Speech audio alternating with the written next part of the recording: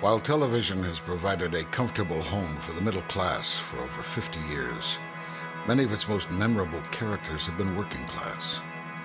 Though producers insist that television is meant to entertain and not to educate, blue-collar shows have undeniably played a pivotal role in shaping our perceptions of working-class people. But because we see television as just entertainment, we readily disregard its impact on our thinking. It's precisely because we believe television is merely entertainment that we need to take its image of the working class seriously.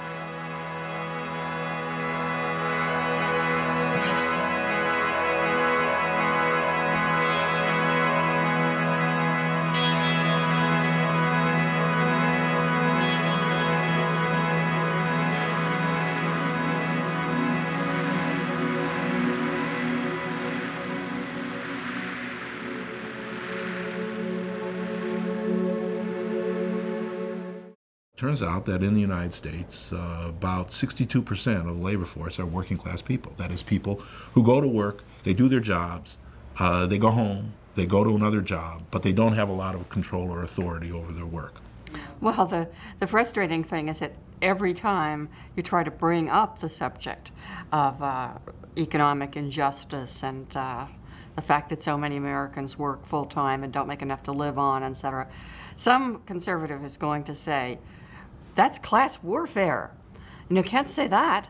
We're all supposed to get along and ignore that. You know, being working class seems kind of like a lifestyle choice where people, like pink flamingos and tacky furniture in their house and don't have much taste. Just trying to give your family a little culture. Bet if I shoved it in a Hot Pocket and smothered it in Velveeta, the four of you would be out back wrestling over it. If people choose to have lower incomes when class, in reality, is powerfully structured by social forces. So Jerry Springer, who introduces his show with a television in the trash can, is where all the qualities associated with white trash are on display. And it's interesting because it's a multiracial world. It's a sort of equal opportunity spectacle. Because the common link here is social class. And behind the scenes, of course, by the producers, these people are referred to as trailer trash. So they are condescended to behind the scenes, and they are sought out and coached to behave in a particular way. And what images of the working classes do we see there?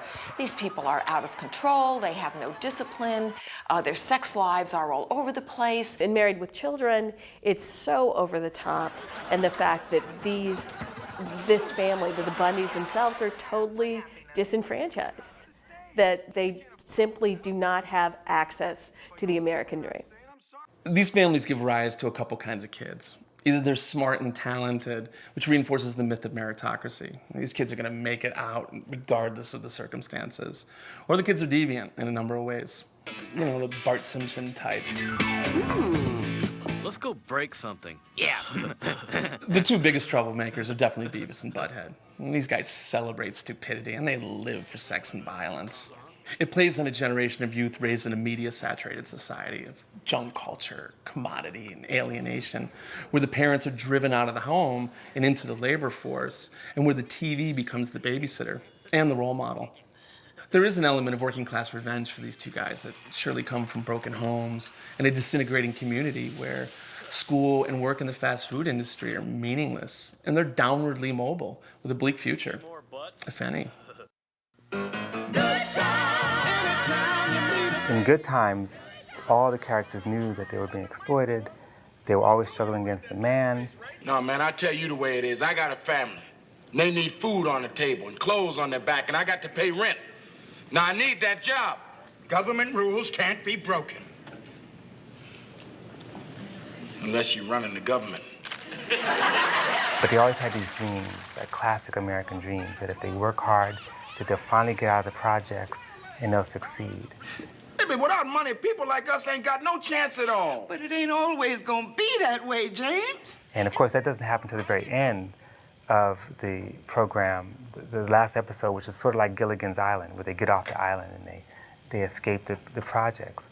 There is a certain kind of criminalization of the black body, so that black masculinity is seen as a place of fear. It's a way of trying to use race as a substitute to talk about class, since so much of our tradition is about individual mobility and sort of making it through the American dream. Some of what I think cop shows do is to reinforce this universe about not only who is criminal in the kind of collective imagination, but the inevitability and the kind of naturalness of it.